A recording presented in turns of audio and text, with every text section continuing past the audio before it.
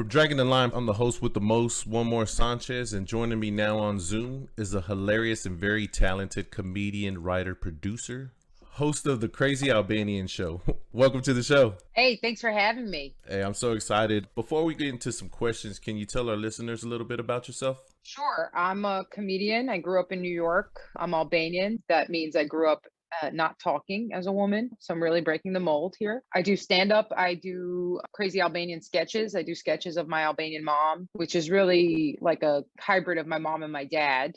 You know, what it was like growing up there, and people enjoy that.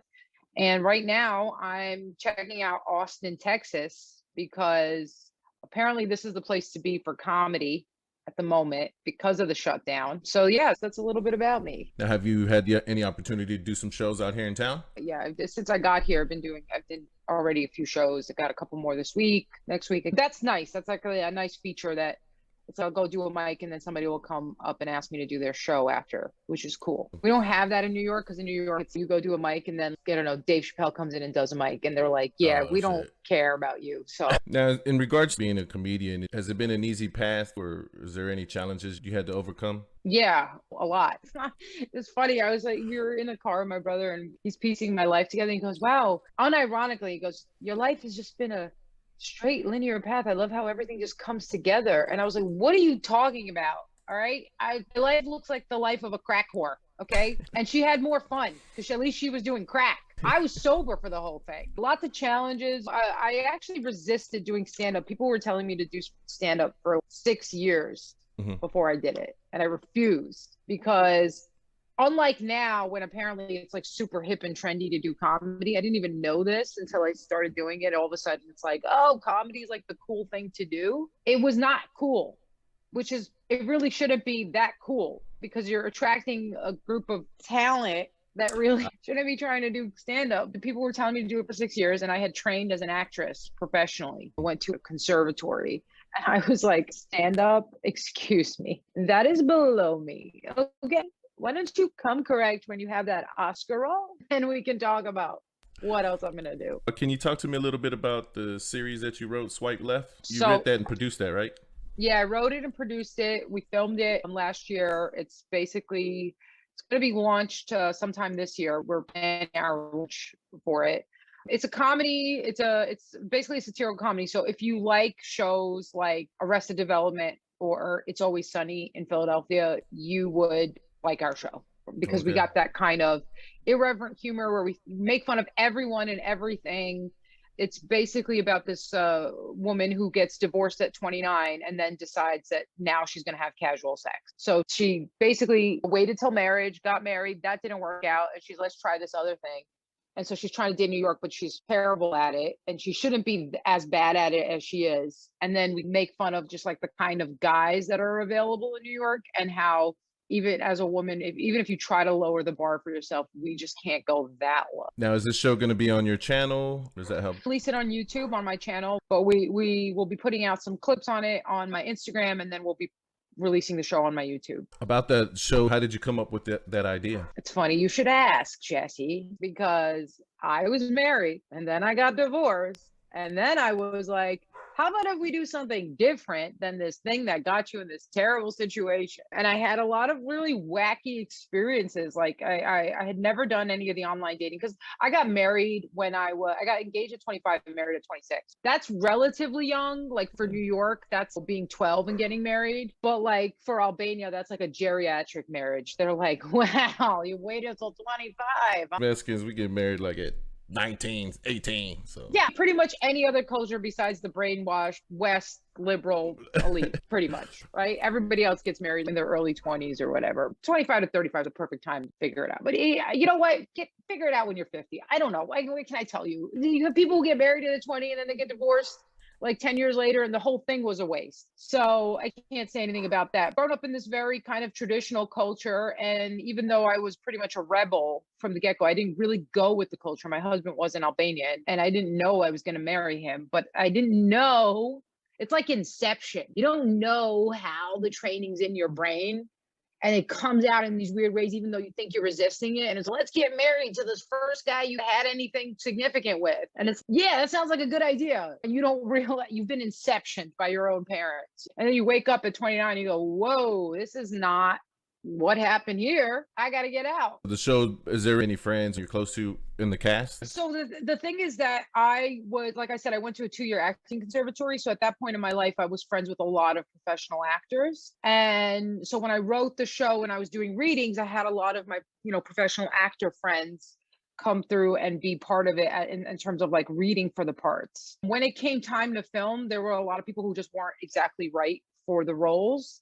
And they took themselves out of it, which was great. Like, I didn't have to fire any friends. Like, they had other things that happened. And when it happened, I was like disappointed, but I was also relieved because I was like, yeah, I know you weren't exactly right for this. So I was able to cast it through a mix of reaching out to my network of fellow actor friends and asking them who would be interested, who would be a good part, and auditioning them, and then also doing an actual audition for it. So I really felt 99% of the casting was spot on.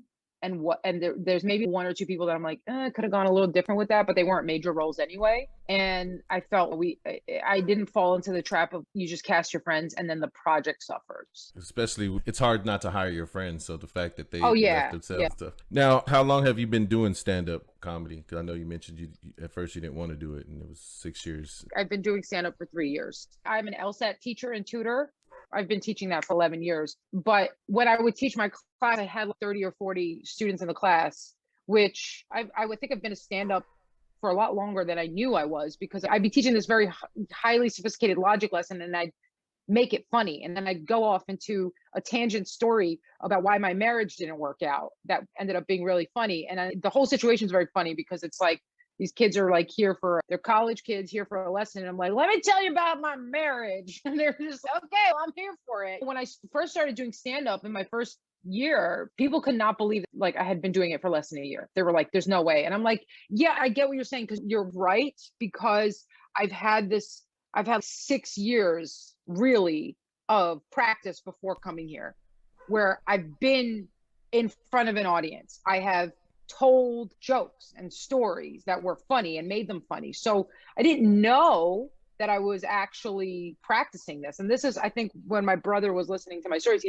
that's what he was seeing. He was like, yeah, it's just so that, and then that worked out to help you with this. And I was like, you're right. But still, when you look at my life, it looks like a crack whore's life. So have you had to deal with any hecklers? Oh, of course. Yeah. I usually just get real New York on them and then they shut the fuck up. With today's world being so fucking sensitive, what's your take on society's perspective of jokes? It's to be thrown away in the trash. Throw it away in the trash. This is not the only time in life where the human consciousness has gone into a dark age of being able to handle new ideas. We have plenty of historical record to show us that the majority of the population is not to be trusted for what is okay and what is not okay. The majority of the population has throughout times in history decided it was totally okay to burn people at the stake because somebody accused them of being witches, or to slaughter 1 million people at once because we don't like what ethnicity they come from or their race or what. If I'm ever going to defer to what the majority of the people think, like, I'm part of the problem. And I think we're headed into, and we probably are in one of those periods of time right now. Thankfully, the violence that's coming out is not the actual killing of people. I think it could absolutely go there because you see the amount of hatred that comes from people when you speak something different than what the mainstream is saying. But I think that people like myself who have watched this insanity and have kept quiet about it because we didn't want to rock the boat are starting to say, hey, you know what? Fuck you. Like, cut it out. You're actually the problem. No, we can't all just be a communist country. Go look at Venezuela, you dumbass. Now, with the jokes like Mr. Potato Head and all this, that's a distraction. That's a distraction. Do you have to change your skit? I think I've gone more balls to the wall. Like, in the beginning, I was, I want to say this thing. And then when I realized what was happening, that I was doing a self-censorship because I was afraid that people might react poorly to it or they wouldn't laugh. Because that's really what it is for comedians. We're afraid that the audience is going to be so in their head about what they should be laughing at that they won't laugh at something that crosses their sort of imaginary line of offensiveness. And short of me going on stage and saying the N-word, because that's just, there's a whole list of reasons why you don't do that, right? As a white person. But that's also one of those ones that's, you're just not, there's no reason for you to ever do it and need to do it and have it be funny. Short of that, I don't think there's anything that a person can go on stage and say, if they do it correctly and make it funny, you know, like they will not be able to help but laugh to it. I've had people who are like super woke, SJW, they tell you their pronouns before they tell you their name. And I'll go up and say some of the shit that they would normally be like, I gotta kill you for it. And they can't help but laugh. And then they hate themselves for laughing and they hate me more for laughing. And I'm like, I don't care. I hate you too.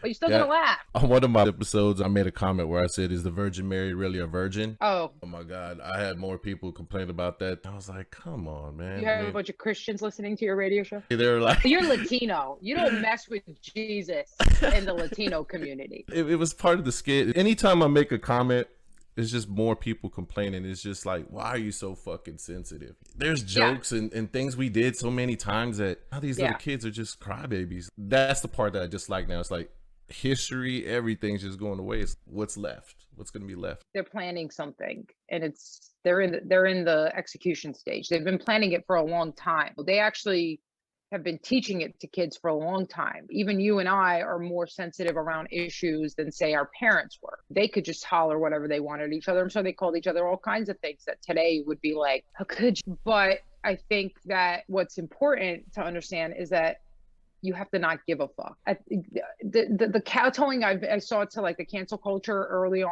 when they would tweet about someone, and it was like 5 people who were tweeting about it, but they would tweet up so much that it made it seem, and it's orchestrated, none of it's organic. And then when people, the celebrity or whoever it was, would come in and apologize, I was like, this is actually quite dangerous. What you should actually do is say, you're entitled to your opinion, but I'm entitled to say what I want. And the kowtowing to it is what emboldened them. If people would have just let them, they can't keep it up.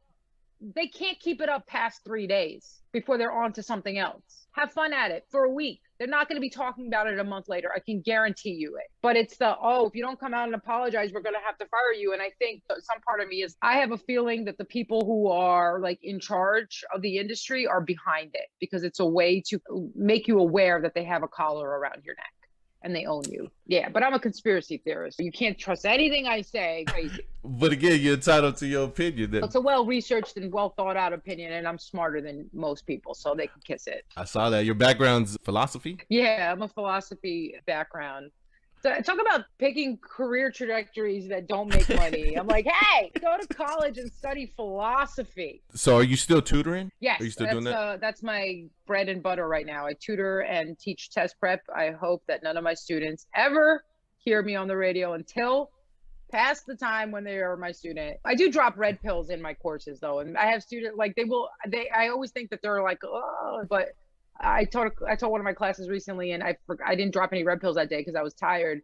And my student goes, wait, what's the red pill for today? And I was like, oh, you like it? Okay, so don't encourage this because you're going to get a whole lot. Talk to me a little bit about your podcast. My podcast is called The Crazy Albanian Show. It's a weekly podcast. It comes out on Wednesdays at noon, and my producer is so bad. It comes out Wednesdays at noon, and basically I'll talk about the hot topic of the week, and I'll make it funny, and then I'll throw in some personal stories that happened to me during that week. So like the last podcast, I talked about how the Meghan Markle Oprah thing, and how it's really just a distraction from the fact that Prince Andrew went to Epstein's Island and raped a bunch of kids, and they're just trying to be like, oh no, that's not the biggest problem. The biggest problem is that they were racist toward the whitest black girl that we've ever talked to. And then I also talk about my own life, because I am who I am, and I work a lot in the New York comedy scene, and that's a bunch of liberals trying to prove it's okay for them to be white. And so anytime you come in and say anything that's like a little, oh no.